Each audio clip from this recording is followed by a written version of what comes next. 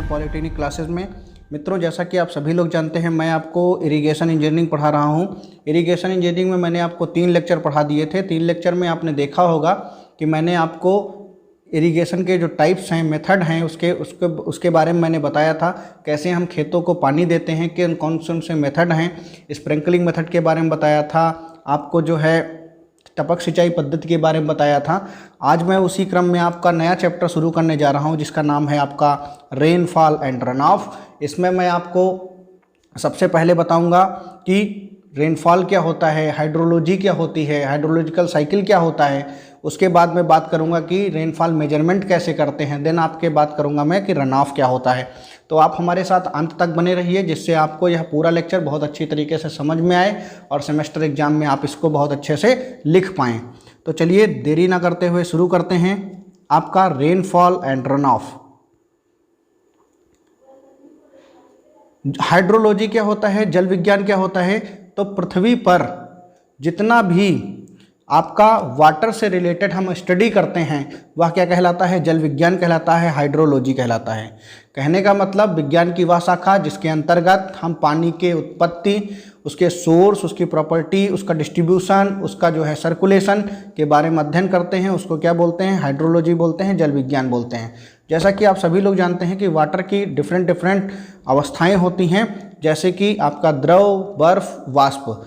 पानी इसी सर्कुलेशन में लगातार सर्कुलेट करता रहता है और लगातार उसका जो चरण चलता रहता है सर्कुलेशन का। कभी वो वाष्प से वाटर में कन्वर्ट होता है, भाप में कन्वर्ट होता है, पानी से भाप में कन्वर्ट होता है, वाष्प से वाटर में कन्वर्ट होता है।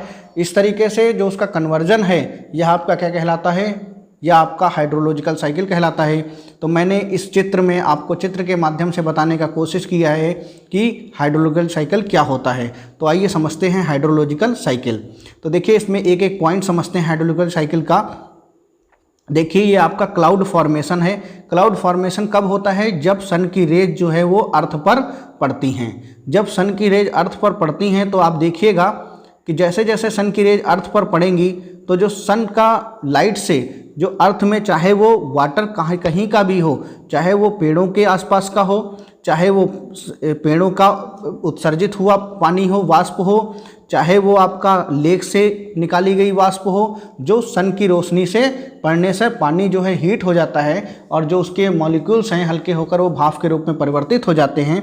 तो चाहे वो वेजिटेशन से हो, चाहे वो स्ट्रीम से हो, चाहे वो सॉइल से हो, चाहे वो ओशियन से हो, चाहे वो पेड़ों के ट्रांसपिरेशन से हो, ट्रांसपिरेशन प्रोसेस से हो, और चाहे किसी रिवर से हो, चाहे किसी लेक से हो, सारा पानी क्या करता है, भाप में कन्वर्ट हो जाता है।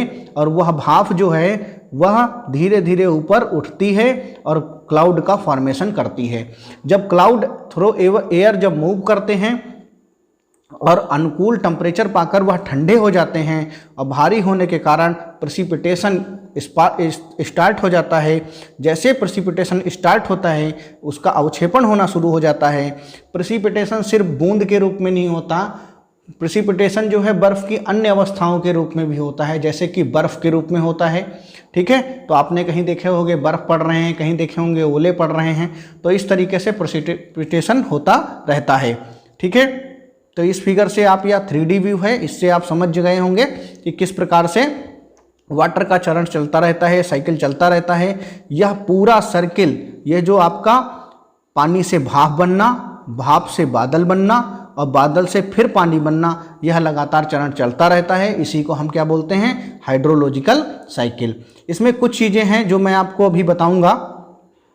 2 चीज़ें हैं। जब हमारा पानी गिरता है तो कुछ पानी बह जाता है, ओशन में चला जाता है, कुछ पानी जो है पेड़ यूज कर लेते हैं, कुछ जानवर यूज कर लेते हैं, कुछ खेतों में हमारे पौधों को यूज आ जाता है, कुछ पानी जो है वो ज़मीन के अंदर जाता है। तो जो ज़मीन के अंदर वर्टिकल जाता है, वर्टिकल डायरेक्शन में, उसको बोलते हैं इन्फिल्ट्रेशन। और जो पानी जब ग्राउंड सरफेस के अंदर आपका हल्का सा पैरेलल स्लोप लेके चलता है, या किसी एंगल पर मूव करता है, या हॉरिजॉन्टल डायरेक्शन में मूव करता है, उसको बोलते हैं परकोलेशन। लेकिन अंडर द ग्राउंड सरफेस, है ना, ग्राउंड के अंदर अगर ग्राउंड के ऊपर बह रहा है तो हॉरिजॉन्टल में जाएगा, तो उसको क्या बोलेंगे, रन ऑफ बोलेंगे। लेकिन ग्राउंड के अंदर अगर हॉरिजॉन्टल डायरेक्शन में जा रहा है तो उसको बोलेंगे परकोलेशन, और अगर वर्टिकल डायरेक्शन में जा रहा है तो इन्फिल्ट्रेशन बोलेंगे। ध्यान ये रहे कि जो इन्फिल्ट्रेशन होता है उसका जो स्पीड होती है जाने की, वह परकोलेशन से कम होती है। परकोलेशन जो है वो ज़्यादा होता है। क्यों होता है ज़्यादा, उसका एक रीजन है, वो मैं भी आपको बताऊंगा नेक्स्ट फिगर में। तो देखिए मैं यहाँ पर परकोलेशन की स्पीड बता रहा हूँ कि क्यों ज़्यादा होता है। तो देखिए ये मैंने फिगर बनाया है बाई हैंड, और इसमें मैंने आपको परकोलेशन दिखा रखा है। तो ये परकोलेशन जो है हॉरिजॉन्टल डायरेक्शन में आपने देखा होगा, ये जा रहा है हॉरिजॉन्टल डायरेक्शन में, वाटर मूव कर रहा है, इसी को बोलेंगे परकोलेशन। और जो ब्लू कलर से आप देख रहे होंगे ये सब क्या है, पानी की बूंदें इन्फिल्ट्रेट कर रही हैं। तो देखिए होता क्या है, जो हमारा ज़मीन होता है वह एक छन्ने की भांति कार्य करता है, एक स्क्रीन की भांति कार्य करता है, एक लेयर की भांति कार्य करता है। तो जो ग्राउंड के नीचे तो बहुत मोटी लेयर है, और जितना नीचे जाते हैं उतना सॉइल क्या होती चली जाती है, कॉम्पैक्ट होती चली जाती है। जितना भी नीचे जाएंगे तो सॉइल हमारी क्या होगी, कॉम्पैक्ट होगी। और आपने जानते हैं सॉइल का जब कॉम्पैक्शन होता है तो उसके वाइड्स कम होते हैं, उसमें पानी पहुँचने में टाइम लगता है। ठीक है, तो इसलिए इन्फिल्ट्रेशन से जो उसकी स्पीड है इन्फिल्ट्रेशन की वह बहुत कम होती है। ठीक है, क्योंकि नीचे जैसे नीचे बढ़ते हैं, पानी जैसे नीचे बढ़ता है वैसे वैसे क्या होता है, सॉइल कॉम्पैक्ट होती रहती है, जिसलिए पानी की स्पीड क्या होती है, कम हो जाती है। लेकिन जो परकोलेशन है वो हॉरिजॉन्टल डायरेक्शन में होता है, मतलब कि most of the top soil होता है ना, बहुत नीचे तक नहीं होता है परकोलेशन। तो जब टॉप सॉइल में ही होता है तो यहाँ की सॉइल इतनी कॉम्पैक्ट नहीं होती, और दूसरी एक बात है कि उसको आसपास में ही क्या मिल जाता है, एक ओपन स्पेस मिल जाता है। जैसे कि आपने यहाँ देखा होगा, ये जमीन से आपको पानी, एक तो पानी यहाँ से बह के आ रहा है, और एक पानी ये परकोलेशन के माध्यम से भी सी में जाएगा, जिसको आप सीपेज भी बोल सकते हैं। तो इस तरीके से पानी आप जो है समुद्र में जाएगा। तो इसीलिए परकोलेशन की स्पीड ज़्यादा होती है। यही मेन रीजन है कि वर्षा जब होती है तो तालाब में जल्दी पानी भर जाता है, और अंडरग्राउंड सरफेस में वाटर टेबल जो है वो अप नहीं होती है। ठीक है, तो इस तरीके से आप समझ गए होंगे हाइड्रोलॉजिकल साइकिल को अच्छे से।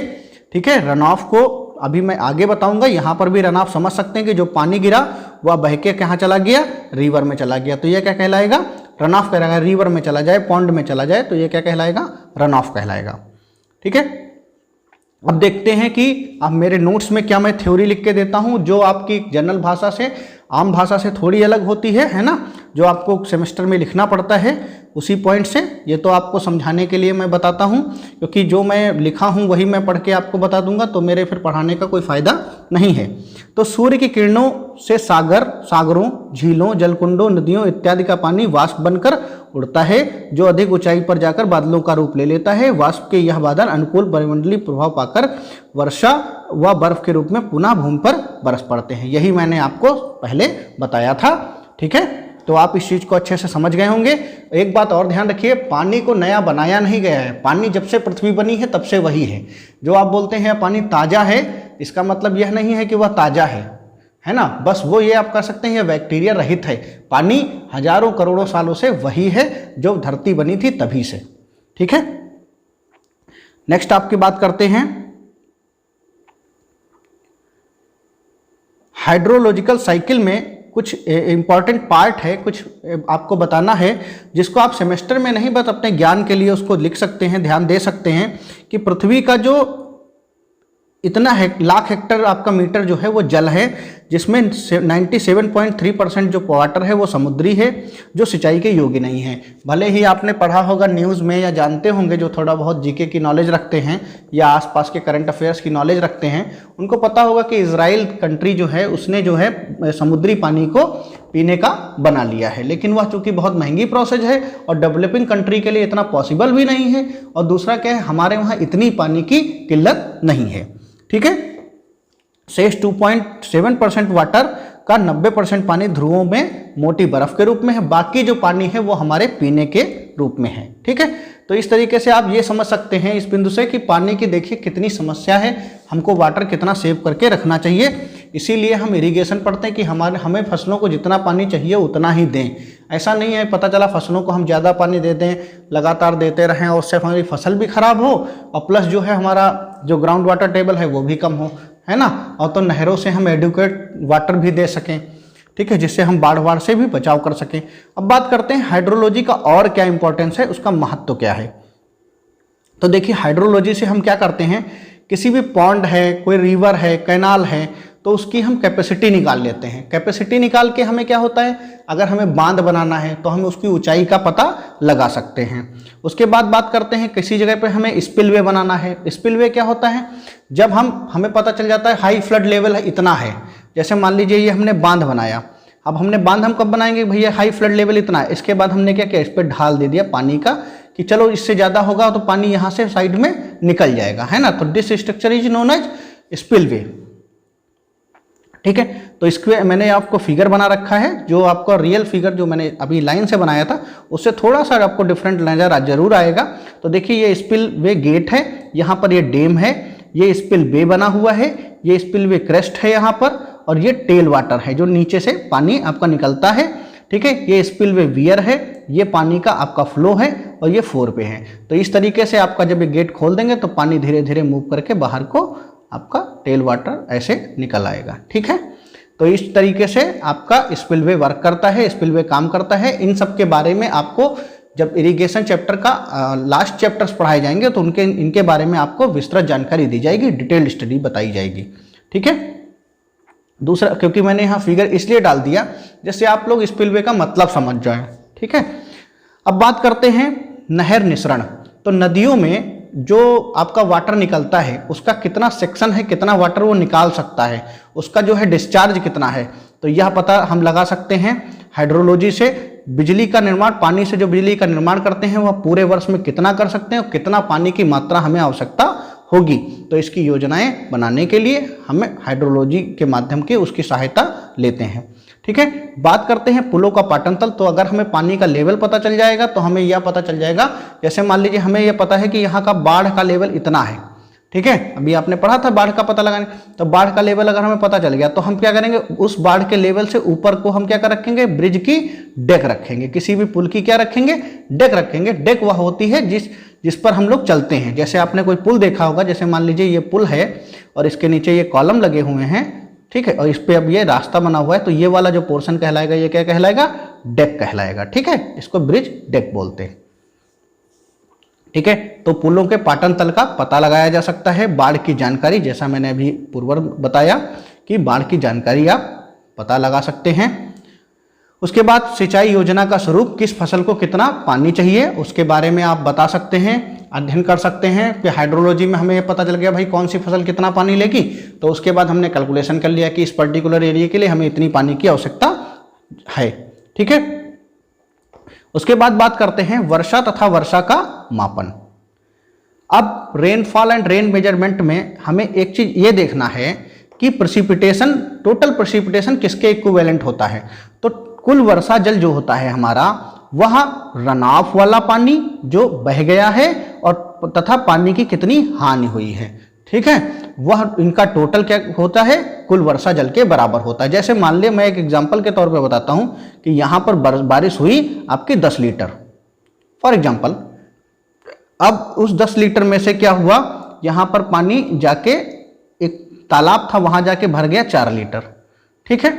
और 4 लीटर के बाद 2 लीटर एक आदमी ने जो है अपनी बाल्टी में भर लिया, भर के ले गया अपने घर, और उसके बाद का बाकी बचा हुआ पानी जो है वो क्या हुआ, उसमें 1 लीटर आपका वाष्पित हो गया ऊपर को, ठीक। बाकी जो यहाँ पे 4, 3, 7 और 3 लीटर जो वाटर है वो क्या हुआ, वो आपका लॉस हो गया किसी भी तरीके से, जैसे जानवरों में लॉस हो गया, या आपका वाष्पन हो गया और ज़्यादा वाष्पन हो गया थोड़े दिन के बाद, या आप ये कह सकते हो कि इस वाटर को हमने कंज्यूम कर लिया, जानवरों ने कंज्यूम कर लिया। तो इस तरीके से यह टोटल जो वाटर कितना होगा, 2, 1, 3, 1, 4, 3, 7, ठीक है, 2, 1, 3, 3, 3, 6 और 4, 10, ठीक है, 3, 1, 4 और 2, 6 और 4, 10। इस तरीके से आपका 10 लीटर पानी था, 10 लीटर पूरा पानी क्या हो गया, हमारा कंज्यूम हो गया, ठीक है। जैसे आप दोबारा भी समझ सकते हैं कि कुल वर्षा जल क्या होता है, जो पानी बह गया और जो पानी का जो गिरा था पानी, उसका जो लॉस हुआ, जो नुकसान हुआ, चाहे वो पीने में हो, चाहे वो जानवरों के द्वारा यूज किया गया हो, चाहे पेड़ों के द्वारा यूज किया गया हो, चाहे वो वाष्पित हो गया हो, चाहे वो इन्फिल्ट्रेट हो गया हो ग्राउंड में, ये सब क्या कहलाएगा? आपका तो कुल वर्षा जल रन ऑफ प्लस पानी की हानि। ठीक है, अब बात करते हैं समवृष्टि रेखाओं की। तो देखिए समवृष्टि रेखा क्या होती है? किसी भी मैप पर, किसी भी नक्शे पर अगर सेम वर्षा हो रही है, सेम वर्षा वाले बिंदुओं को मिलाने पर जो रेखा बनती है उस रेखा को क्या बोलते हैं? आइसोहेटल लाइन बोलते हैं या समवृष्टि रेखा बोलते हैं। इसको एक बार फिर से समझ लेते हैं। अगर किसी मैप पर मान लीजिए 10 बिंदु हैं, वहां पर 10-10 mm वर्षा हो रही है एक टाइम पर, तो अगर उन वर्षा के क्षेत्रों को मिला दिया जाएगा, लाइंस को मिला दिया जाएगा, तो इसको क्या बोलेंगे? समवृष्टि रेखा। चलिए आइए मैं एक एग्जाम्पल के तौर पर आपको बताता हूं। मान लीजिए ये आपका उत्तराखंड का देहरादून पोर्शन है, ये आपका लखनऊ है, ये आपका झारखंड है, झारखंड में रांची है, ये आपका इधर आपका कहीं पर जयपुर है, फॉर एग्जांपल ये मान लीजिए जयपुर है, ये आपका महाराष्ट्र है। तो इस तरीके से इन बिंदुओं को आप ऐसे,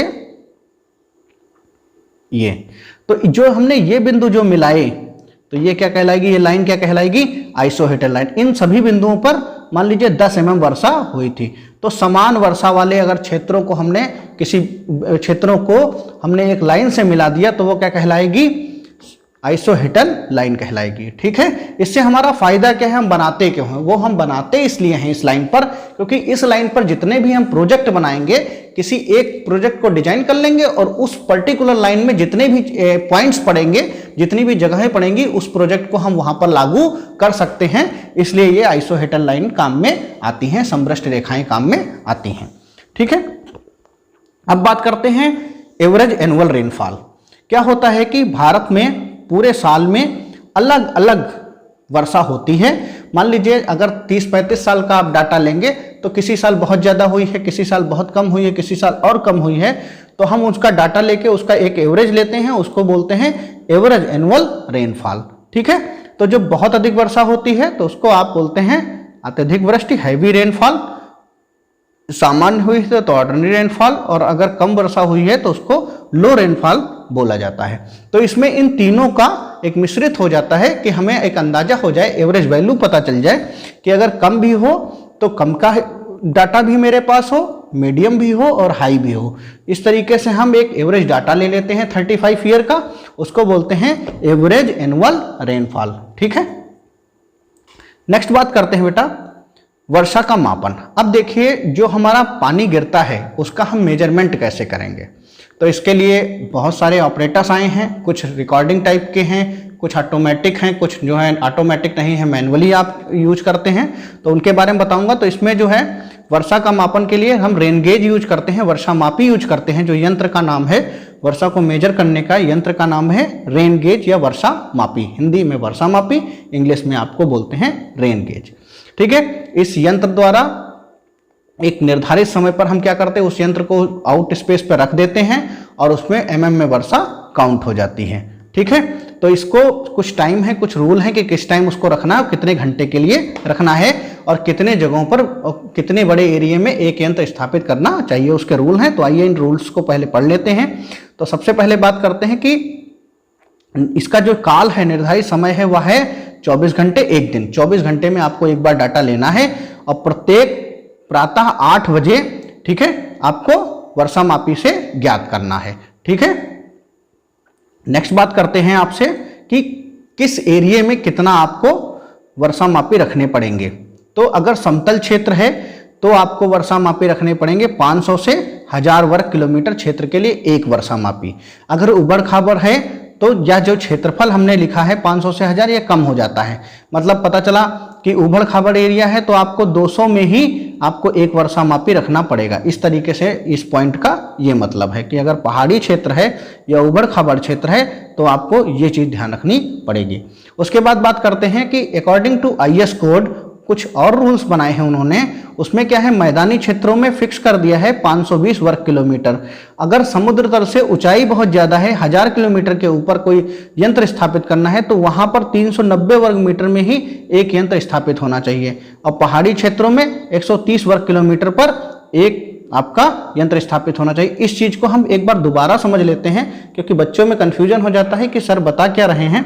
तो मैं ये बता रहा हूं आपको कि देखिए, जब अगर मैदानी क्षेत्र है तो आपका मान लीजिए ये एरिया आपका 520 वर्ग किलोमीटर है, तो किलोमीटर आपका हो गया ये स्क्वायर, ठीक है, 520 वर्ग। तो यहां पर एक हो तो सफिशियंट है, ठीक है। लेकिन अगर यही चीज समुद्र तल से ऊपर होती यही जमीन, तो वहां पर क्या करना पड़ता, हमें 390 पर ही एक लगाना पड़ता, 500 तक हम नहीं जाते, ठीक है। और यही चीज अगर पहाड़ी पर होती तो हमें 130 वर्ग किलोमीटर पर ही एक लगाना पड़ेगा, ठीक है। तो कहने का मतलब है कि आप अगर डबल की बात करें तो 13 दूनी 26, 13 39, तो लगभग इसमें 3 आएंगे, ठीक है। तो इस तरीके से आप देख सकते हैं कि जैसे जैसे आप उबड़ खाबड़ क्षेत्र होंगे, क्योंकि वहां वर्षा जो है जब होती है तो डिस्टर्ब हो जाता है वाटर, इसलिए हमें उबड़ खाबड़ क्षेत्र में या जो है पहाड़ी क्षेत्र में जब वहाँ बहुत ऊपर होता है या समुद्र से ज़्यादा ऊंचाई होती है, वहाँ कम एरिया में ही आपको रेन गेज लगाने पड़ते हैं, ठीक है। तो इस बिंदु को जहाँ तक मुझे उम्मीद है आप लोग समझ गए होंगे। आपका नेक्स्ट पार्ट शुरू करते हैं बेटा, वर्षा मापी के प्रकार। अब देखिए, रेनफॉल जो मेजरमेंट करते हैं उसमें जो आपके रेन गेज यूज होते हैं या वर्षा मापी यूज होते हैं, उनके टाइप हैं किसके आधार पर, उसके कार्य के आधार पर। तो एक है ऑर्डिनरी या अन्य अभिलेख वर्षा मापी, इसको बोलते हैं ऑर्डिनरी और नॉन रिकॉर्डिंग रेन गेज, जो इंग्लिश वाले हैं वो भी इसका नाम समझ जाएं। और एक होता है स्वतः अभिलेख वर्षा मापी, सेल्फ रिकॉर्डिंग या ऑटोमेटिक रेन गेज। तो एक रेन गेज ऐसा है जो डायरेक्ट आपको रीडिंग दे देता है, और एक रेन गेज ऐसा है जिसमें आपको मेहनत करनी पड़ेगी, आपको खुद से रीडिंग लेनी पड़ेगी, ठीक है। तो जो स्टैंडर्ड रेन गेज है जिसको हम ऑर्डिनरी रेन गेज बोलते हैं, उस मानक को उसको बोलते हैं हम मानक वर्षा मापी या स्टैंडर्ड रेन गेज।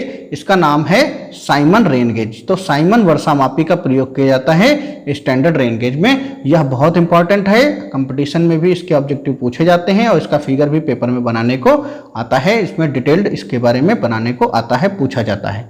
तो इसके बारे में हम अध्ययन करते हैं। आपके इसके बारे में मैं आपको बताता हूं, नीचे से फिगर समझाना शुरू करता हूं। तो देखिए, ये जो वर्षा मापी होती है स्टैंडर्ड टाइप की, इसमें क्या करना होता है, आपको सबसे पहले बेस बनाना होता है। तो हम इसमें क्या करेंगे, कंक्रीट का बेस बनाएंगे, 60 × 60 × 60 सेंटीमीटर का कंक्रीट का बेस बनाएंगे, जिसकी हाइट कितनी रखेंगे, जिसकी हाइट यहां तक रखेंगे 60 सेंटीमीटर, और बाकी ऊपर की हाइट कितनी रखेंगे, 30 सेंटीमीटर, ठीक है। तो ये कंक्रीट का पूरा बेस आप क्रिएट कर लेंगे, बेस कंक्रीट का बना लेंगे। कंक्रीट का बेस बनाने के बाद आप क्या करेंगे, यहां पर 21 सेंटीमीटर का स्पेस छोड़ेंगे, और इस 21 सेंटीमीटर के स्पेस छोड़ने के बाद क्या करेंगे, यहां पर ये 12.7 सेंटीमीटर का ये वाला आपका बोतल का स्पेस रहेगा, इस पूरे का फनल का।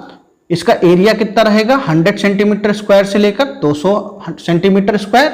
यह वेरी इसलिए करता रहता है, जिस हिसाब से एरिया होगा उस हिसाब से हम इसको वेरिएशन कर सकते हैं, लेकिन ध्यान ये रहे कि हमें एक रूल से एक ही टाइप के एरिया का यूज करना है।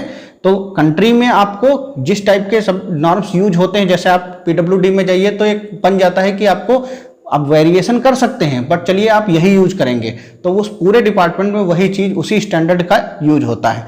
तो यहाँ तो मैं आपको एक बहुत वाइड एरिया में पढ़ा रहा हूँ, क्योंकि आप किसी भी स्टेट में वर्क कर सकते हैं, तो इसलिए आप इसी के बीच में आप उसको रख सकते हैं, इतना आप समझ लीजिए। बाकी अगर किसी डिपार्टमेंट में जाएंगे, जब मेट्रोलॉजिकल डिपार्टमेंट में जाएंगे, तो वहाँ एक फिक्स होगा कि आपको 100 रखना है या 150 रखना है, तो उसी हिसाब से आप इसका एरिया रखेंगे बोतल का, ठीक है।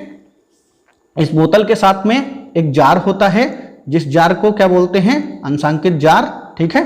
इसमें नंबर लिखे होते हैं, ठीक है। इसको इंग्लिश में बोलते हैं ग्रेजुएटेड जार, ठीक है।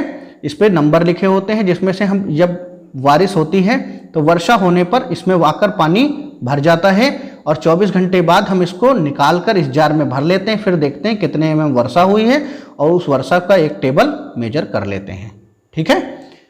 तो ये ध्यान रखने वाली चीज़ है कि कैसे मेजर करेंगे। 12.29 और 15 से इसका बोतल का साइज होता है। तो जितने भी डायमेंशन हैं जो मैंने आपको फिगर में बता रखे हैं, यह आपको पढ़ के जाने हैं, डायमेंशन आपको पेपर में बनाने हैं। कहाँ पर आपका ये देखिए कलेक्टर है, जो वाटर कलेक्टर है, ठीक है, ये वाटर कलेक्टर लगा हुआ है, ये आपका फनल लगा हुआ है।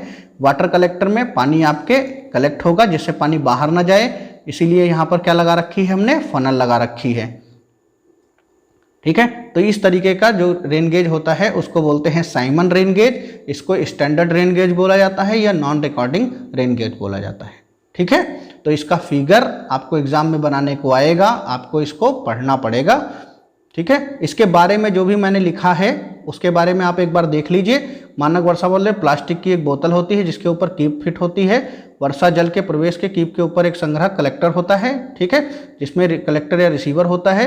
वो संग्रहक का मुंह का व्यास कितना होता है, 10 से 29 सेंटीमीटर अथवा 15 से 15.96 सेंटीमीटर, ठीक है। तो इस तरीके से यहाँ पर 100 वर्ग मीटर से 200, जैसा मैंने आपको ऊपर बताया था, बोतल की धारिता या कैपेसिटी 2 लीटर, 4 लीटर या 10 लीटर होती है, ठीक है।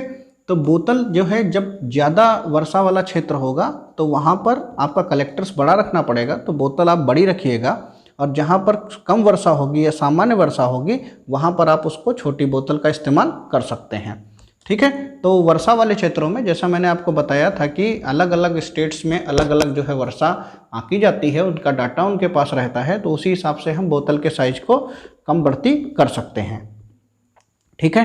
तो इसीलिए यहाँ पर आपको समझाया गया है कि सामान्य वर्षा वाले क्षेत्रों में 200 mm माप वाले वर्षा मापी, जिनके लिए 200 वर्ग सेंटीमीटर का संग्राहक 4 लीटर वाली धारिता बोतल इस्तेमाल की जाती है, ठीक है। अब ध्यान रखने वाली ये बात है कि जब हम वर्षा मापी लगाते हैं तो वर्षा मापी में आपको सबसे पहले ये ध्यान रखना है कि आपको रीडिंग जो है टाइम पर लेनी है, और उसका फाउंडेशन ऐसा रखना है कि आसपास में ना तो पेड़ हो ना वो जानवरों से वहाँ पर क्षति होने पाए, कि ऐसा ना हो कि जानवर वहाँ आते हों तो वो बोतल उलट दें। आसपास पेड़ होंगे उसके ऊपर तो बारिश ट्री पर होगी, और ट्री से फिर जो है अगर हवा चलेगी तो वो जाके बोतल में पानी भर जाएगा, जिससे एक्चुअल जो रीडिंग है, सही रीडिंग है, वो हम नहीं लेने पाएंगे, ठीक है। अब एक और बात है जो बहुत समझने वाली है, अगर जैसे मेघालय रीजन में है, बहुत ज़्यादा वर्षा हो रही, बोतल आपकी भर जा रही है, तो आप उसको क्या कर सकते हैं, दिन में 2 बार मेजर कर सकते हैं, 3 बार मेजर कर सकते हैं। उसमें क्या रहेगा, आप जो है जब मेजर कर लेंगे तो उसको पूरे 24 घंटे के परिप्रेक्ष्य में आप उसको ले लीजिएगा, है ना। अगर बोतल की कैपेसिटी फुल भी हो जा रही है तो बोतल को आप जो है 2-2, 3-3 बार मेजर कर सकते हैं टाइम के हिसाब से, ठीक है। एक सबसे इम्पॉर्टेंट जो पॉइंट है वो समझना है हमें कि अगर स्नोफॉल हो रहा है वहाँ पर तो कुल मोटाई कितनी लेनी है, 1/10वां भाग जो है वो वर्षा में जोड़ दिया जाता है। अब बात करते हैं कि स्वतः अभिलेखी वर्षा मापी क्या कितने प्रकार का होता है, यह 3 प्रकार का होता है। स्वतः जो है अभिलेखी वर्षा मापी, है ना, आप इसको बोलते हैं ऑटोमेटिक वर्षा मापी। यह 3 टाइप का होता है। कौन कौन सा 3 टाइप हैं उसके, तो टिपिंग बुकेट वर्षा मापी, तुला प्रकार वर्षा मापी और प्लव प्रकार वर्षा मापी या फ्लॉट टाइप रेन गेज। इन तीनों के बारे में डिटेल स्टडी करेंगे अभी। अब बात करते हैं बुकेट वर्षा मापी। बुकेट वर्षा मापी क्या होता है, इस वर्षा मापी में 30 सेंटीमीटर के एक रिसीवर लगा होता है, कलेक्टर लगा होता है, प्रवेशिका लगी होती है, ठीक है। उसी के नीचे एक कीप लगी होती है, कीप के नीचे ही आपके क्या होता है, छोटी सी बाल्टी लगी होती है। 2 बाल्टियाँ होती हैं, दोनों आपस में अटैच होती हैं, ठीक है। इनका जो डायमेंशन होता है वो कितना होता है, 0.25 mm होता है वर्षा का डायमेंशन, जो आपके बाल्टी होती है जिसमें आपका वर्षा मेजर की जाती है, ठीक है। तो ये कपल होता है, 2 बाल्टियों का जोड़ा होता है, ठीक है। और जब हम वर्षा को इस तरीके से सेट करते हैं तो उसमें पानी गिरता है। इसको मैं आपको फिगर के माध्यम से जब समझाऊंगा तो आपको पूरी तरीके से समझ में आएगा, ठीक है। बात करते हैं इसके डायमेंशंस की। तो डायमेंशंस और कैसे फिगर बनाएंगे उसके बारे में बात करते हैं। पहले मैं नीचे से शुरू करता हूं। तो ये देखिए आपका ये जीएल है या ग्राउंड लेवल है, ठीक है। जीएल है, ग्राउंड लेवल है, ये टिपिंग वर्षा मापी है। इसमें सबसे बॉटम पोर्शन पर क्या है, बोतल रखा हुआ है। इसके नीचे आपका स्टैंड रखा हुआ है। स्टैंड के साथ ये आपका नीचे की फनल कलेक्ट है, जो ये आपकी जो है यहाँ पर ये नीचे फनल कनेक्ट है जो पानी को नीचे को मूव करती है कलेक्टर में, ठीक है। ऊपर का ये ऊपर की प्रवेशिका है जिसमें पानी आता है, ठीक है। ये आपकी जिसकी मैं बात कर रहा था, बाल्टी लगी हुई है, टिपिंग बुकेट लगी हुई है, इसका साइज कितना है 0.25 mm का है, ठीक है। जैसे जैसे मान लीजिए यहाँ पर पानी आया और इस बाल्टी में भरा तो ये बाल्टी उलट जाएगी, जैसे उल्टेगी एक रीडिंग यहाँ पर काउंट हो जाएगी। हम क्या करेंगे, मान लीजिए 10 रीडिंग है तो 10 × 0.25 से मल्टीप्लाई करके आप जो है रीडिंग निकाल सकते हो। तो ये जो पलटने की जो प्रवृत्ति है और तो वो किसको काउंट करेगा, रिकॉर्डिंग डिवाइस जो है उसको मेजर कर लेगी कि कितनी बार बाल्टी जो है वो पलटी है, ठीक है। तो इसीलिए इसको ऑटोमेटिक बोलते हैं, ऑटोमेटिक ऑपरेटर्स बोलते हैं, ऑटोमेटिक रेन गेज बोलते हैं। तो यह टिपिंग बुकेट है, इसीलिए इसका नाम टिपिंग बुकेट है, क्योंकि इसमें आपके यहाँ पर क्या यूज करते हैं, बाल्टी यूज करते हैं, ठीक है। नेक्स्ट बात करते हैं आपके नेक्स्ट वर्षामापी की। देखिए स्टैंड, और नेक्स्ट वर्षामापी की बात करते हैं, तुला प्रकार का वर्षामापी। इसमें क्या होता है, एक टैंकर होता है, टंकी के नीचे क्या रहता है, पानी एकत्र हो जाता है टंकी पर, और टंकी के नीचे क्या है, वेइंग मशीन मैकेनिज्म होता है, स्प्रिंग लीवर तुला होती है, ठीक है। और तुला जो है उसका कनेक्शन होता है एक ड्रम से, और एक उसी ड्रम पर एक ग्राफ पेपर लगा होता है, उस पर जो है वर्षा अंकित हो जाती है। इसको भी मैं आपको फिगर के माध्यम से बताता हूँ। तो देखिए यहाँ पर भी आप पूरा फिगर देखते चलिए, एक एक पॉइंट समझते चलिए। ये देखिए आपका ये वर्षा का कलेक्टर है, ठीक है, रिसीवर है यहाँ पर, ठीक है। ये रिसीविंग फनल है आपकी, ये आपका मेटल यहाँ पर, ये मेटल साइड में मेटल कवर के बॉक्स में है जिससे डिस्टर्बेंस ना हो, ठीक है, मेटल के पास में। उसके बाद फिर एक कैच बकेट है, मतलब जो मैंने बाल्टी की बात की थी जिसमें आपका पानी भरना है, और ये स्प्रिंग बैलेंस है, जो वेइंग बैलेंस है, वेइंग मैकेनिज्म है, ठीक है, स्प्रिंग लगे हुए हैं। और इसी में जैसे ही ये बाल्टी भरती है, ये क्या करता है, अप डाउन होता है, ठीक है, अप डाउन होता है। जैसे ही पानी इसमें ऊपर नीचे होता है, ये नीचे ऊपर आता है। तो ये स्प्रिंग बैलेंस है। इस मैकेनिज्म से क्या होता है, यहाँ पर आप देखिए, जैसे ये आपका नीचे आता है, ये आपका नीचे आता है, ये नीचे जब जाएगा यहाँ पर, तो ये वाली जो सुई है ये कैसे जाएगी, ऊपर को जाएगी। यहाँ आपको ये सुई थोड़ा अलग दिखाई गई है, ये निडल बिल्कुल यहाँ पर होती है, ठीक है, इस तरीके से, ठीक है। अलग इसलिए दिखाई है क्योंकि यहाँ हम दिखाते तो आपको पता नहीं चलता, तो इसी पर ये रखी हुई होती है, और जैसे ये ऊपर नीचे होता है तो ये ऊपर नीचे ग्राफ होता है। और जो ये मैकेनिज्म है, रिवॉल्विंग ड्रम है, इस पर ग्राफ पेपर लपेटा हुआ है, देखिए चार्ट माउंटेड लिखा है, तो ये ग्राफ पेपर लपेटा हुआ है। उसी ग्राफ पेपर पर क्या है, ये 24 घंटा घूमता रहता है, और एक चक्कर पूरे 24 आवर्स में लगाता है, ठीक है। तो ये जब चार्ट घूमता रहता है बहुत स्लो, और ये ग्राफ बनता रहता है, तो हमारे ग्राफ कुछ ऐसा उस पर आता है। जितना ज़्यादा स्लोप होगा उतना वर्षा की इंटेंसिटी ज़्यादा होगी, और जितना कम स्लोप होगा, बराबर होगा, उतना क्या होगा, वर्षा हो ही नहीं, क्योंकि यहाँ पर मूवमेंट नहीं होगा, तो ग्राफ कैसा आएगा, एक सीधी लाइन आएगा, ठीक है। नेक्स्ट बात करते हैं प्लव प्रकार का वर्षामापी, ठीक है। इसके बारे में मैंने आपको सारा बता दिया, जो मैंने थ्योरी में लिख रखा है उसको पढ़ने से कोई फ़ायदा नहीं है। जो मैंने थ्योरी में लिख रखा है वो आपके लिए है, आप उसको पढ़िए। मेरा काम है आपको चीज़ों को अच्छे से समझा देना, किस प्रकार से कौन सी क्रिया कार्य करती है। जैसे मैंने बताया 24 घंटे में चक्कर पूरा करता है, तो इसको पढ़ के मैं बताऊँ तब भी वही बात होगी। और वक्र को देखकर वर्षा की तीव्रता, वो भी मैंने आपको बता दिया। तो जो भी लिखित भाषा है, बहुत सारे टीचर्स करते हैं, किसी को मैं कहना नहीं चाहता, बहुत सारे टीचर्स ऐसा करते हैं जो लिखा हुआ है उसी को पढ़कर बताते हैं, तो वो तो बच्चा स्वयं समझ सकता है। बात है कि उसके जो बैक में क्या हो रहा है, रियल में क्या हो रहा है, उसके बारे में अगर बताते हैं तो वह एक्सपीरियंस कहलाता है, ठीक है। अब बात करते हैं प्लव प्रकार का वर्षामापी। इसमें क्या होता है, एकदम सेम होता है, बस इसमें आपको जो पहले वाले में था, तो आप क्या देख रहे थे, अभी तक जितने भी देखे आपने, इसमें कहीं पर वाटर निकालने का सिस्टम नहीं था। देखिए यहाँ पर अगर आप इस फिगर को देखेंगे तो इसकी बाल्टी आपको हटानी पड़ेगी बार बार, कहाँ ले जाएंगे, पानी भर जाएगा तो नीचे गिरने लगेगा, है ना। तो हमें दिक्कत थी, अभी तक हम इसको पानी हटाने आने पड़ते थे। अब हमको ऐसी एक चाहिए जिसमें हमें पानी हटाने भी ना आना पड़े, क्योंकि आप जानते हैं आदमी धीरे धीरे लेजी होता चला जाता है। रिसर्च जो है अपने फायदे के लिए होती है, लेकिन वो क्या है, आसानी के लिए होती है। आसानी को अगर दूसरी भाषा में कहें तो लेजीनेस कह सकते हैं, ठीक है। तो प्लव प्रकार के वर्षामापी में क्या होता है, इसमें एक साइफन प्रोसेस लगा हुआ होता है, ठीक है। और साइफन प्रोसेस से क्या रहता है, पानी जो है वो निकलता चला जाता है, ठीक है। तो इसको हम फिगर से समझेंगे, अच्छे से समझ में आएगा। तो देखिए यहाँ पर इसका टॉप पोर्शन ये छल्ला होता है, 203 सेंटीमीटर का रिंग होता है। उसके बाद ये आपकी फनल होती है, यहाँ पर फनल लगी हुई है। फनल के बाद में आपका ये देखिए पूरा फिगर है, ये बेस कवर लगा हुआ है, ठीक है, जो ये साइड में आपका कवर लगा हुआ है जो उसकी सुरक्षा करता है। यहाँ पर ये रिवॉल्विंग ड्रम लगा है जैसे वहाँ पर लगा हुआ था। ये रिवॉल्विंग ड्रम के ऊपर ये आपका चार्ट लगा हुआ है जो आप देख रहे हैं। चार्ट के साथ में यहाँ पर ये पेन लगा हुआ है और पेन क्या करेगा, इस पर ग्राफ बनाएगा। और ये पूरा फ्लोटिंग ड्रम यहाँ पर रखा हुआ है। इस फ्लोटिंग ड्रम के साथ आप जब ध्यान से देखेंगे तो आपको एक चीज़ दिखाई देगी, इस फ्लोटिंग ड्रम के साथ यहाँ पर कुछ अटैच है। ये अटैच पोर्शन क्या कहलाता है, साइफन कहलाता है। और ये पूरा जो चेंबर है, यह चेंबर क्या कहलाएगा, ये जो चेंबर है ये क्या कहलाएगा, आपका साइफन चेंबर कहलाएगा, ठीक है। और ये जो है ये फ्लॉट है। फ्लॉट कहने का, फ्लॉट अगर आप नॉर्मल भाषा में समझें तो कोई ऐसी प्लास्टिक या ऐसा बलून जो बहुत हल्का हो और पानी के प्रेशर से ही वो ऊपर को उठने लगे।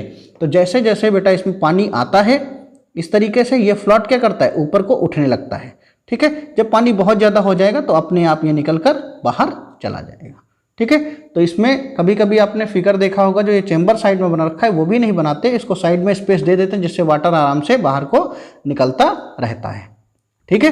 तो ये आपका वर्षामापी उसी तरीके से वर्क करता है, बस इसमें फ्लॉट अलग से लगा हुआ होता है और साइफन की प्रोसेस होती है।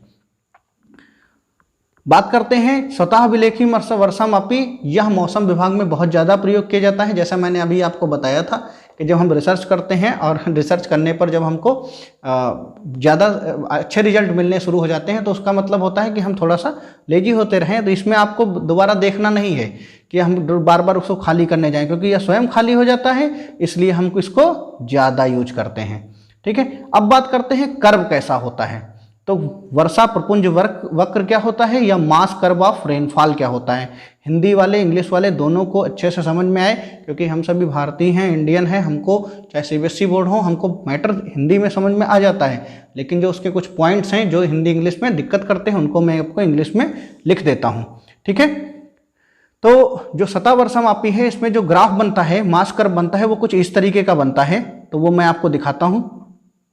इसमें क्या रहता है कि आप देखिएगा इन जगहों पर मैंने क्या कर रखा है, रीडिंग ले रखी है 300, 250, 200, 150, 100, ठीक है। तो यह क्या है, जो यह रीडिंग है यह है वर्षामापी। जो वर्षामापी से जो डाटा मिला है वह वर्षा का डाटा है, कितना वर्षा हुई है, ठीक है। ये आपको इधर दिखाएगा। और कितने घंटे में हुई है तो आपके घंटे कहाँ दिखाई जाएंगे, नीचे दिखाए जाएंगे, बॉटम में दिखाए जाएंगे, तली दिखाएंगे। जैसे 0 आवर, 12 आवर, 24 घंटे, 36 घंटे, 48 घंटे, 60 घंटे, 72 घंटे। उसी तरीके से 50 mm, 100 mm, 150 mm, 200 mm and so on, ठीक है। उसके बाद फिर इसमें जब संचित वर्षा तो हम क्या करेंगे, जब वो ग्राफ बनाएगा तो इस तरीके से ग्राफ प्लॉट करेगा जैसे मैंने यहाँ पर बना रखा है, ठीक है। आप ऐसा भी बन सकता है, कोई ज़रूरी थोड़ा है कि ग्राफ ऐसा बनेगा, ऐसा भी बन सकता है, स्ट्रेट बन सकता है, आपको ऐसा भी बन सकता है स्ट्रेट, इस तरीके का ऊपर जा सकता है। तो किसी भी तरीके का आपका ग्राफ प्लॉट हो सकता है। अब यहाँ जो ग्राफ में ये डाउनफॉल आया है, देखिए यहाँ पर ये आपका ये राइज आया है, कहीं पर आपको ये एकदम से उठ गया है, स्टीप दिख रहा होगा। तो ऐसी सिचुएशंस में कभी कभी वर्षा बहुत तेज हो जाती है तो इस तरीके की डायमेंशंस बन के आती हैं। और अगर कहीं पर ग्राफ एकदम स्ट्रेट है, जैसे कि आप बीच में कहीं देखेगा हल्का सा स्ट्रेट है, तो मतलब समान रूप से वर्षा हुई है, ठीक है। अगर वर्षा नहीं हो रही हो तो कैसा ग्राफ आएगा, तो आपका ग्राफ 0 चलेगा, कहीं भी वर्षा नहीं होगी तो 0 चलेगा, ठीक है। इस तरीके से इसको आप वर्षा प्रपुंज वक्र को समझ सकते हैं। तो मैंने वही आपको बताया, यदि वक्र क्षैतिज है तो पता लग जाता है इस अवधि में कोई वर्षा नहीं हुई है, ठीक है। प्रपुंज वक्र की अगर तीखी ढाल है तो क्या होगा, अधिक तीव्रता का द्योतक है ना। ये तो आपका एक नोट्स की लैंग्वेज है जिसको आप सेमेस्टर एग्जाम में आप लिखेंगे। इन पॉइंट्स को भी आप समझ लीजिए, याद कर लीजिए, ठीक है, जो एग्जाम में लिखने पर अच्छा प्रभाव डालते हैं, क्योंकि शुद्ध हिंदी लिखना भी एक कला होती है। अब बात करते हैं रन ऑफ की, फ्लो ऑफ की। तो रन ऑफ और फ्लो ऑफ क्या होता है इसके बारे में थोड़ा सा मैं आपको बता देता हूं। तो देखिए ये वर्षा है, हो रही है, प्रेसिपिटेशन हो रहा है। वर्षा कैसे हो रही है ये मैंने आपको हाइड्रोलॉजिकल साइकिल में बताया था, उसके आगे का पोर्शन वर्षा हो रही है। अब वर्षा जब हो रही है तो यहाँ पर आपने देखा कि पानी गिरते ही यह मूव करने लगा, जैसे ये मूव कर रहा है अलग अलग स्ट्रीम्स में। ये एक ज़मीन का टुकड़ा है, आप देख रहे होंगे ये 3D व्यू इसलिए मैंने लिया कि आपको समझ में आए। ये जमीन का टुकड़ा यहाँ देखिए ये ऊंचा लग रहा है, ये आपका नीचा लग रहा है, मतलब पानी इधर से इधर को ही जाएगा। क्या इस साइड का पानी इधर आएगा? नहीं आएगा, क्योंकि इस साइड का पोर्शन इससे नीचा होगा, आपको दिखते ही लग रहा होगा। तो ये जो आपकी रिवर है, कैनाल है, इसकी ये क्या है? स्ट्रीम्स हैं, इसकी ये शाखाएं हैं। और जो यह बाउंड्री लाइन है जहाँ से नीचे तक का पानी आ रहा है, वह इस रिवर के लिए इसका क्या है? कैचमेंट एरिया है। यहाँ देखिए पानी अंदर इन्फिल्ट्रेट कर रहा है, ये जो है वो सरफेस फ्लो है, ठीक है। उसके बाद बात करते हैं rainfall on the open water surface. यहाँ पर ऊपर है, अगर पानी खुला हुआ है तो यहाँ पर भी बारिश तो हर जगह होती है, चाहे ग्राउंड पे हो चाहे पानी पे हो, तो यहाँ भी होती है, ठीक है। तो इस तरीके से पानी जो है वो फ्लो करता है। अब ग्राउंड वाटर फ्लो ये रहा, ठीक है, और सब सरफेस जो टॉप सरफेस पे पानी फ्लो होता है वो ऐसा रहा, ठीक है। तो ये दोनों प्रोसेस क्या कहलाएंगे? जो हॉरिजॉन्टल डायरेक्शन में फ्लो हो रहे हैं इसको बोलेंगे परकोलेशन, ओके। अब बात करते हैं नेक्स्ट पॉइंट की, कि जो वर्षा का पानी हमारा भूमि पर गिरता है और रिसन के कारण भूमि से कुछ परतों में समा जाता है, कुछ वायुमंडल में चला जाता है, और कुछ जो है झील गड्ढों इनमें भर जाता है। लेकिन बहुत सारा पानी खुली भूमि पर बह निकलता है और नदियों में ढलानों की ओर बहता चला जाता है, ठीक है। तो यह जो सरफेस वाटर जो पानी बह रहा है इसको हम क्या बोलते हैं? सरफेस रनऑफ बोलते हैं, ठीक है। इस अपवाह को जो गहराई है उसको किस में मेजर करते हैं? mm में मेजर किया जाता है, ठीक है। तो सरफेस रनऑफ को कैसे डिफाइन करेंगे, कैसे उसको फॉर्मुलाइज करेंगे? तो कुल वर्षा बराबर क्या बताया था मैंने? अपवाह प्लस पानी की हानि। अब हमें अपवाह निकालना है, तो क्या करिए? अपवाह अगर निकालना है तो इसको उधर भेज दीजिए, है ना। तो यहां पर क्या था? टोटल रेनफॉल इक्वल टू क्या था? रन ऑफ, ठीक है। रन ऑफ का रन ऑफ हो गया, प्लस क्या था? वाटर लॉस, तो इसको WL कर दिया। अब हमें क्या निकालना है? रन ऑफ निकालना है, तो हमने यहां लिखा रन ऑफ। जब यहां रन ऑफ लिखा तो ये टोटल रेनफॉल तो ऐसे रहेगा, तो टोटल रेनफॉल लिखा। ये वाला उठ के इधर आ जाएगा, तो ये माइनस वाटर लॉस, ठीक है। तो total rainfall minus water loss, तो ये क्या हो गया? टोटल रेनफॉल कुल वर्षा माइनस पानी की हानि। ये क्या कहलाएगा? अपवाह कहलाएगा, है ना। तो जो वाष्पीकरण हो गया, जानवर यूज कर गए, झीलों में बह के रह गया, भर के रह गया, बहा नहीं, ठीक है, तो वो लॉस में आएगा। और जो बह गया वो किस में आएगा? रन ऑफ में आएगा, ठीक है। अब बात करते हैं अपवाह गुणांक की, ठीक है। तो रन ऑफ तथा कुल वर्षा के अनुपात को क्या कहते हैं? अपवाह गुणांक कहते हैं, ठीक है। कितना रन ऑफ हुआ है और कितनी वर्षा हुई है, तो वो उसका रेशियो क्या कहलाएगा? Run of coefficient. हमेशा रेनफॉल ज़्यादा होती है और रन ऑफ कम होता है, ठीक है, क्योंकि उसमें लॉसेज माइनस हो जाते हैं, वही रन ऑफ होता है। तो इसका डाटा हमेशा किससे कम आता है? 1 से कम वैल्यू आएगी हमेशा, ठीक है। किसकी वैल्यू 1 से कम आएगी? रन ऑफ कॉफिशिएंट की या अपवाह गुणांक की। अब बात करते हैं भैया कैचमेंट एरिया की। कैचमेंट एरिया क्या होता है? कैचमेंट एरिया को हिंदी में बोलते हैं आवाह क्षेत्र या जल ग्रहण क्षेत्र। जैसा मैंने ऊपर 3D व्यू में दिखाया था कि कहीं का एरिया बड़ा ज़्यादा सा है, ऊंचा सा है, ठीक है, तो उस रिवर का पानी, जो रिवर है हमारी या कैनाल है, वो जितना पानी अपने अंदर जितने एरिया का समेटती है या जितने एरिया पर उसका वर्चस्व होता है, वह उसका क्या कहलाता है? कैचमेंट एरिया कहलाता है, ठीक है। दूसरी भाषा में आप समझ सकते हैं कि भूमि का वह पूरा क्षेत्रफल जहां से अतिरिक्त वर्षा का जल बहता हुआ नदी नालों में आ पड़ता है, उस नदी नाले को क्या कहा जाता है? नदी नाले का उस एरिया को आवाह क्षेत्र कहलाता है, ठीक है। तो मैंने यहाँ पर 3D व्यू में आपको दिखाया है आवाह क्षेत्र। तो देखिए ये एक ऊंचा पोर्शन है, इसके बाद का देखिए यहाँ पर आपको हल्की हल्की अगर बहुत ध्यान से देखेंगे तो आपको यहाँ ढाल नजर आएगी साइड में, तो इस ढाल से पानी जो है नीचे चला जाता है, ठीक है। और ये जो ऊपर का ये आपको पूरा लिखा हुआ है यहाँ पर, तो ये देखिए इधर को ढाल है, तो ये सारा पानी कहाँ आएगा?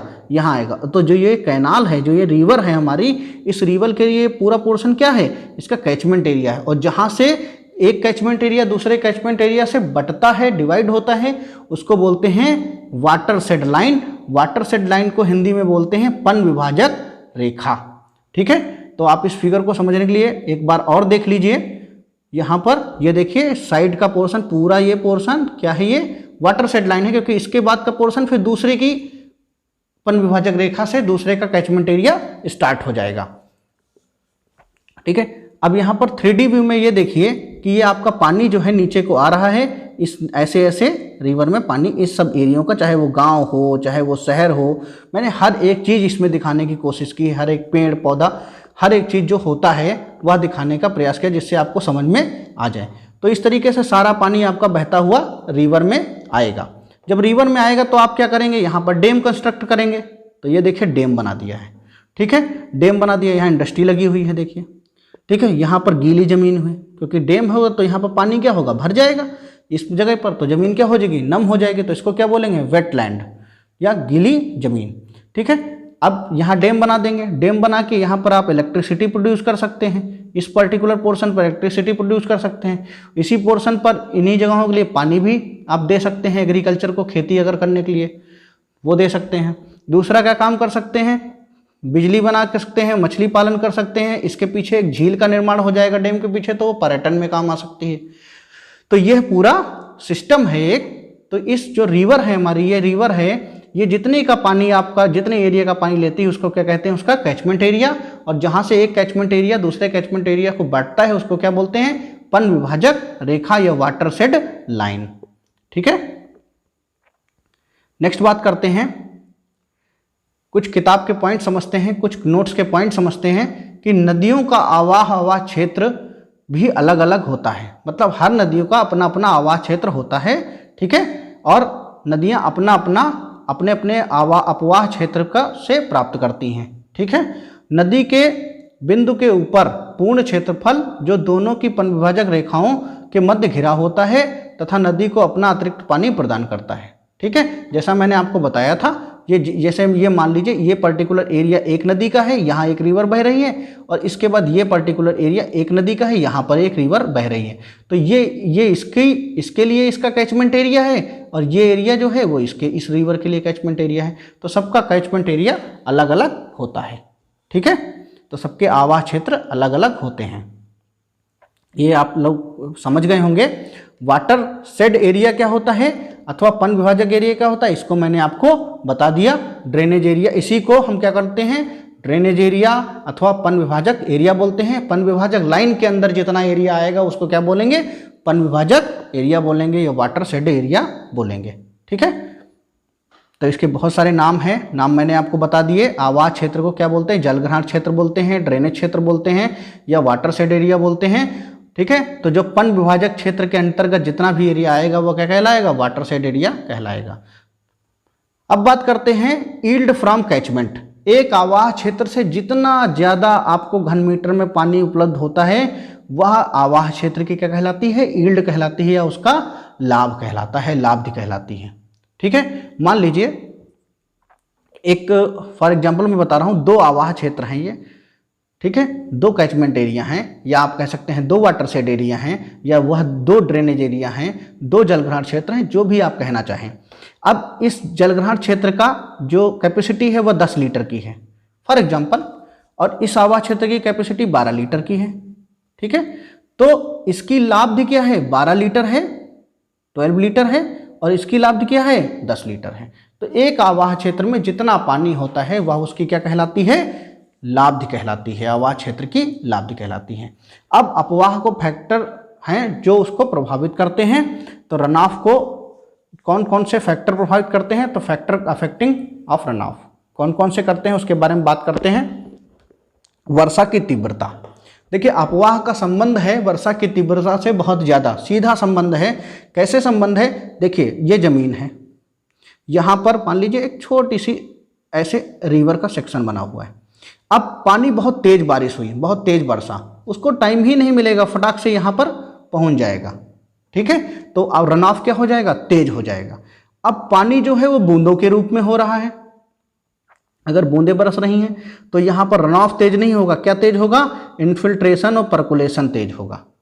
ठीक है, अब बात करते हैं कि क्षेत्र का आकार, पन विभाजक एरिया जितना बड़ा होगा उतना ही रन ऑफ का मान ज़्यादा होगा। ये तो एक नॉर्मल पॉइंट है, जितना बड़ा जिसका खेत होगा उसके खेत में उतना ही अनाज होगा, उसी तरीके से जितना बड़ा खेत होगा उतना ही उसमें आपका वाटर कलेक्ट भी होगा, है ना। अलग अलग शेप किस प्रकार से होते हैं उसको समझते हैं फिगर के माध्यम से। तो इस फिगर में आप देखिए, यहाँ पर ये देखिए पन विभाजक रेखा है, ये छोटी छोटी स्ट्रीम्स हैं जिनके थ्रू अगर बारिश होगी तो देखिए तीर बना रखे हैं, मतलब यहाँ पानी का मूवमेंट है, इसमें गया, इसमें गया, इसमें गया, और छोटी छोटी स्ट्रीम से जाके बड़ी धारा में जाके मिल गया। तो इस तरीके से अलग अलग शेप है। शेप कैसा है, जैसे इसका शेप पंखानुमा शेप है, ठीक है। पंखानुमा जब शेप होता है तो यहाँ पर जो स्ट्रीम्स होती हैं, स्ट्रीम्स की चौड़ाई कम होती, लंबाई जो है इसकी कम होती है, चौड़ाई कम होने से इसकी लंबाई जब कम होती है तो ज़्यादा डिस्टेंस से पानी नहीं आता है। जब ज़्यादा डिस्टेंस से पानी नहीं आता है तो रन ऑफ क्या होता है, बढ़ जाता है। देखिए इस पॉइंट को आप समझिए ऐसे, मान लीजिए ये एक जगह है, ठीक है, यहाँ पर बारिश हो रही है, बारिश हो रही है, इस पानी को यहाँ तक पहुँचना है, सिर्फ इस जगह तक। तो यहाँ से बारिश हुई और यहाँ पर फटाक से आपका पानी पहुँच गया, तो इसमें वाटर लॉस कम होगा, इन्फिल्ट्रेशन कम होगा, तो रन ऑफ क्या होगा, ज़्यादा होगा। अब हमको पानी यहाँ पहुँचाना है इसी जगह से, ये वैसे मैंने ढाल की तरह बना दिया, आप अगर ऐसे नॉर्मल समझना चाहें तो देखिए यहाँ पर, यहाँ बारिश हुई और हमें एक दो जगह पानी चाहिए, एक इस जगह चाहिए, एक इस जगह चाहिए, ठीक है। तो पानी सबसे पहले कहाँ पहुँचेगा और ज़्यादा मात्रा में कहाँ पहुँचेगा, इस जगह पर ज़्यादा मात्रा में पहुँचेगा, क्योंकि यहाँ पर डिस्टेंस कम है और यहाँ इसकी ट्रैवलिंग डिस्टेंस क्या है, ज़्यादा है। जहाँ पर ट्रैवलिंग डिस्टेंस बढ़ जाएगी तो फिर उसमें वाष्पन बढ़ जाएगा, आपका इन्फिल्ट्रेशन बढ़ जाएगा, पर्कुलेशन बढ़ जाएगा, ठीक है, और वाटर की स्पीड भी स्लो हो जाएगी। तो यही आपको यहाँ समझाने का मैं प्रयास कर रहा हूँ कि जो एरिया होता है आपका कैचमेंट एरिया, उस पर भी डिपेंड करता है कि रन ऑफ कितना होगा। तो जो आपका पंखानुमा है वहाँ रन ऑफ ज़्यादा रहता है, क्योंकि उनकी लेंथ जो है वो कम रहती है। किसकी लेंथ कम रहती है, स्ट्रीम्स की। स्ट्रीम्स की लेंथ कम रहेगी तो आपका लॉसेज कम रहेंगे। उसी तरीके से जब पंखानुमा पत्तीनुमा संरचना होती है आपकी कैचमेंट एरिया की, जैसे कि यहाँ पर आप देखिए ये सारी संरचनाएं कैसी हैं, ये पूरी संरचना कैसी है, एक लीफ की तरह है, तो इसकी लेंथ बढ़ गई है, तो इसको ज़्यादा ट्रैवल वाटर को करना पड़ रहा है। तो अगर आप वाटर को आपको ज़्यादा ट्रैवल करना पड़ रहा है तो फिर लॉसेज भी ज़्यादा होंगे, जिसके कारण में क्या होगा, स्पीड कम हो जाएगी, ठीक है। तो अब बताते हैं आपको कि अगर फैन शेप्ड है तो अपवाह अधिक होगा, क्योंकि इस आकृति में पोषक नलों की धाराओं की लंबाई कम होती है और इसमें बहता हुआ पानी कम समय में एक साथ नदी में आ जाता है। यही मैंने आपको नॉर्मल भाषा में समझाया था, ठीक है। उसी तरह से मैंने इसके विपरीत समझाया कि फर्न लीफ में पोषक धाराओं की लंबाई अधिक होती है और सतही जल देरी से नदी में पहुंच जाए, जिससे अपवाह दर क्या हो जाती है, कम हो जाती है। ये दोनों पॉइंट मैंने आपको फिगर से समझा दिए। उसके बाद बात करते हैं स्थलाकृति की। अगर टोपोग्राफी वहाँ की कैसी है, उबड़ खाबड़ है, गड्ढे हैं, तो रन ऑफ ज़्यादा नहीं होगा, क्योंकि उन गड्ढों में पानी रुक जाएगा, जिससे अपवाह कम हो जाएगा। दूसरा क्या है, आवाह क्षेत्र की ढाल। अगर ढाल अधिक है तो रन ऑफ बढ़ जाएगा और ढाल कम है तो रन ऑफ जो है वो कम होगा। अगर ढाल ज़्यादा है तो रन ऑफ बढ़ जाएगा और ढाल कम है तो क्या होगा, उसमें वाष्पन बढ़ जाएगा, इन्फिल्ट्रेशन बढ़ जाएगा, जिससे रन ऑफ को जो है वो नुकसान होगा, रन ऑफ कम होगा। उसके बाद बात करते हैं मृदा की पोरोसिटी संरचना के बारे में। तो मृदा की जो पोरोसिटी है, अगर पोरोसिटी ज़्यादा होगी तो आपका इन्फिल्ट्रेशन बढ़ जाएगा, पानी रिस जाएगा ज़मीन के अंदर। रेतीली क्षेत्र में जब वर्षा होती है तो क्या होता है, रन ऑफ कम होता है। वही गीली मिट्टी पर अगर वर्षा होगी तो वो जल्दी बहेगी। उसी तरीके से वनस्पति आवरण अगर होगा तो उसमें पानी जो है फंस जाता है, तो वह ऐसी जगहों पर क्या होता है, रन ऑफ कम हो जाता है। इसीलिए कहते हैं कि आप वन लगाइए, जंगल लगाइए। जब जंगल लगाएंगे तो पानी के बहाव को वन क्या करेंगे, रोकेंगे तो जगहों पे बाढ़ कम आएगी, ठीक है। इसीलिए बोला जाता है कि वन लगाइए, ठीक है। एक चीज़ अगर वन की बात आई है तो हम बता देते हैं, जो आपका पूरे इंडिया में जो वाटर पॉल्यूशन को या आपका ग्रीनरी पॉल्यूशन को देखती है, उसका नाम है, संस्था है नेशनल ग्रीन ट्रिब्यूनल। वो कंट्रोल करती है कि कितना आपको पॉल्यूशन करते हैं तो उसका क्या आपको चार्ज लगाया जाएगा। आप लोग न्यूज़ में सुनते रहते होंगे। नेक्स्ट बात करते हैं भूमि की दशा। अगर देखिए टेम्परेरी अवस्था में भी भूमि, अगर गर्मी में वर्षा हो रही है तो क्या होगा, रन ऑफ कम होगा। जाड़े में वर्षा, बरसात में वर्षा हो रही है तो रन ऑफ ज़्यादा होगा। तो भूमि की, अगर भूमि सूखी है तो पानी क्या करेगा, अंदर समा जाएगा या वाष्पीकृत हो जाता है, ठीक है। और अगर पहले से नम होगी तो वाष्पीकृत नहीं होगा, समाएगा नहीं, इन्फिल्ट्रेट नहीं करेगा, तो रन ऑफ बढ़ जाएगा। तो इस पॉइंट्स को आप समझ गए होंगे। बात करते हैं आवास क्षेत्र का तापक्रम। जैसे मैंने पहले बता दिया कि अगर आसपास का टेम्परेचर भी ज्यादा है तो वाष्पन बढ़ जाता है। इसी तरीके से आपका यह लेक्चर यहीं पर खत्म होता है, क्योंकि अगर मैं और अभी आपको पढ़ाऊंगा रन ऑफ के बारे में तो लेक्चर बहुत बड़ा हो जाएगा और पूरा भी नहीं हो सकता है, क्योंकि इसके बाद आपका मेजरमेंट का टॉपिक है, ठीक है, कि कैसे हम जो है निःसरण को, डिस्चार्ज को मेजर करते हैं। डेल्टा ड्यूटी रिलेशनशिप बचा हुआ है जो कि बहुत इंपॉर्टेंट है, उसको मैं अगले लेक्चर में जरूर कवर करूंगा।